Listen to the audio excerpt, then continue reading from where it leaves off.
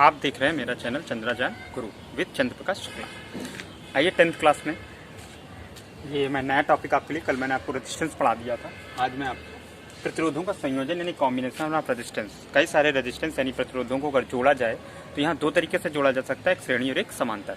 तो श्रेणी क्रम में तुल्य प्रतिरोध यानी रिजल्टेंट इक्विवेलेंट रेजिस्टेंस क्या होगा और पैरेलल यानी समांतर में क्या होगा, दोनों के लिए हम लोग फार्मूला प्रूवमेंट करेंगे। मोस्ट इंपॉर्टेंट है, ये बोर्ड एग्जाम में दो में से एक आता है ये, ठीक है। तो इसको सीखें और ये फार्मूले आपको न्यूमेरिकल में बहुत ही हेल्पफुल होंगे, ठीक है। तो आइए हम लोग करते हैं, सबसे पहले सीरीज कॉम्बिनेशन की बात करते हैं, ठीक है। या इस तरीके से घुमा के क्वेश्चन हो सकता है कि 3 प्रतिरोध R1 R2 R3 आपको दिए गए हैं, इनका तुल्य प्रतिरोध ज्ञात कीजिए, इसके लिए सूत्र का निगमन कीजिए, ठीक है।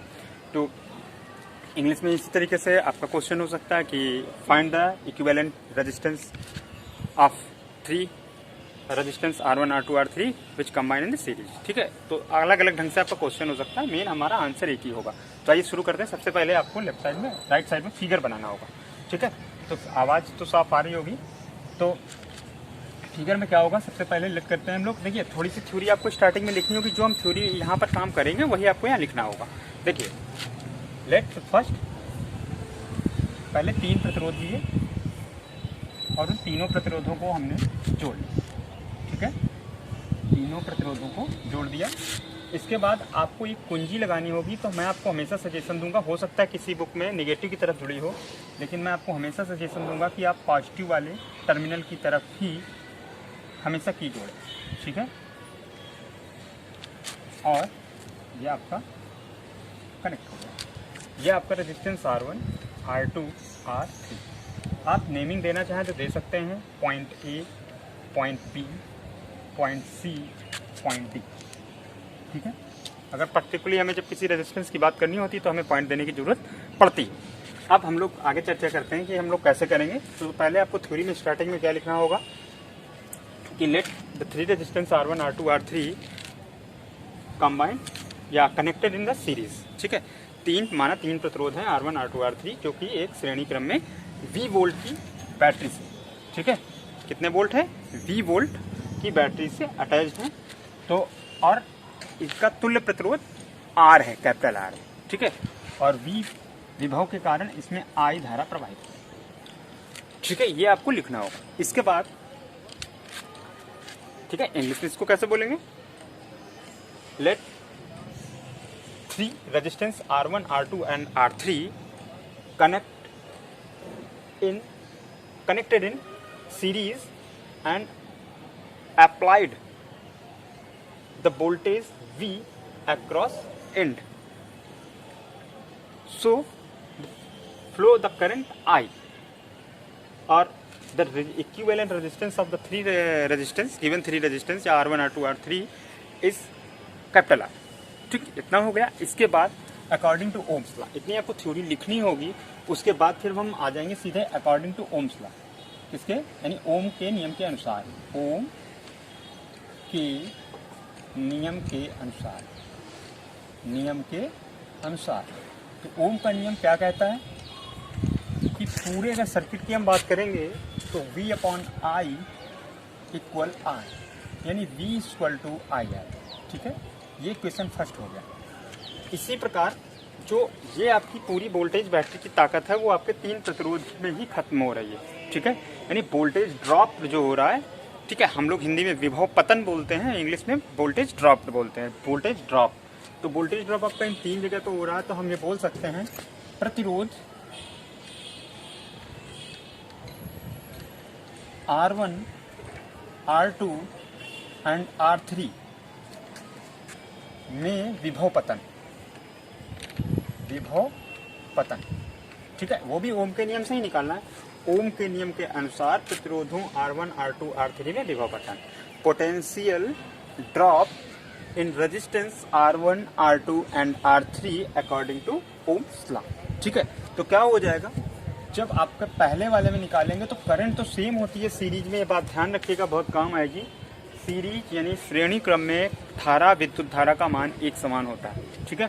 तो ये हो जाएगा IR1 V2 equal to IR2 और V3 इक्वल टू IR3, ठीक है।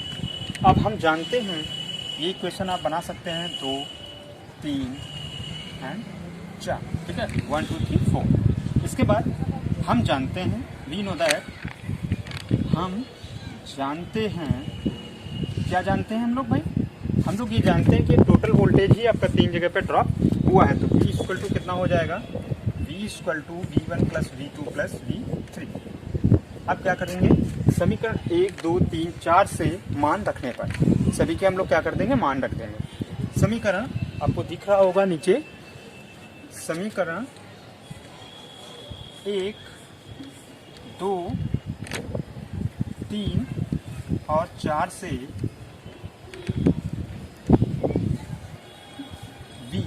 V1 V2 V3 के मान रखने पर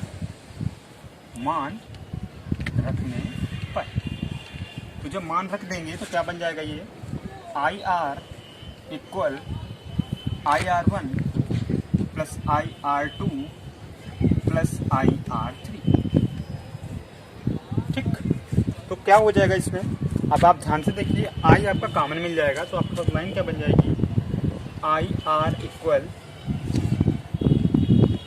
I कॉमन आ गया, R1 plus R2 plus R3, ठीक है।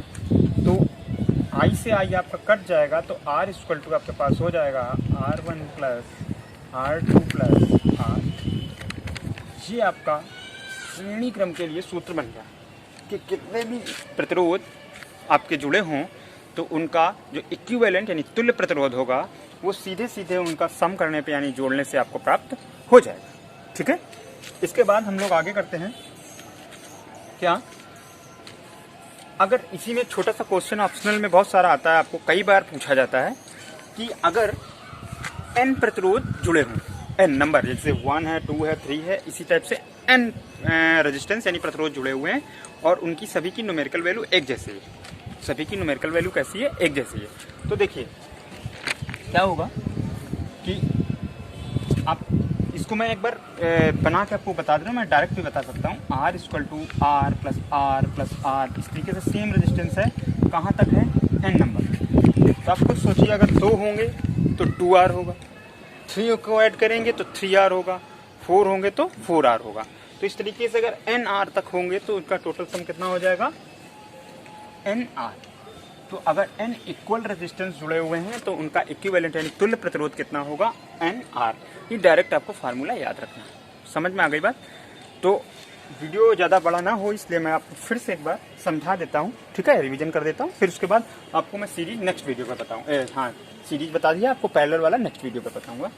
क्या है? ओम के नियम के अनुसार यानी अकॉर्डिंग टू ओम्स लॉ। पहले आपको इसकी रिलेटेड थ्योरी लिखनी पड़ेगी थोड़ी सी, उसके बाद आपको ये स्टार्ट करना होगा, ठीक है। जब आप अच्छा साफ सुथरा लिखेंगे तभी आपको फुल मार्किंग मिलेगी। अब देखिए मेरे पास जगह का अभाव था इसलिए मैंने बगल में लिखा, आप पूरा एक साथ एक पेज पे ही करें, ठीक है। तो क्या था? According to Ohm's law V upon I equal to R हम लोग पढ़ चुके हैं, तो यहाँ से V इक्वल टू क्या आ जाएगा? IR, क्योंकि यहाँ चेंज क्या होना है? V, इसलिए हम लोग V निकाल रहे हैं। फिर अब अकॉर्डिंग टू फिर से दोबारा जो है potential difference, potential drop on resistance R1 R2 R3 according to Ohm's law, ठीक है। तो कितना आया? V। आपको कुछ नहीं करना क्योंकि यहाँ करंट तो सेम रहेगा, बस यहाँ 1 2 2 2 तो 3 3 इस तरीके से लगा के तीनों आपने निकाल लिए, ठीक। जहाँ का पोटेंशियल ड्रॉप निकालना होता है वहाँ का करंट और वहाँ का रेजिस्टेंस लिया जाता है।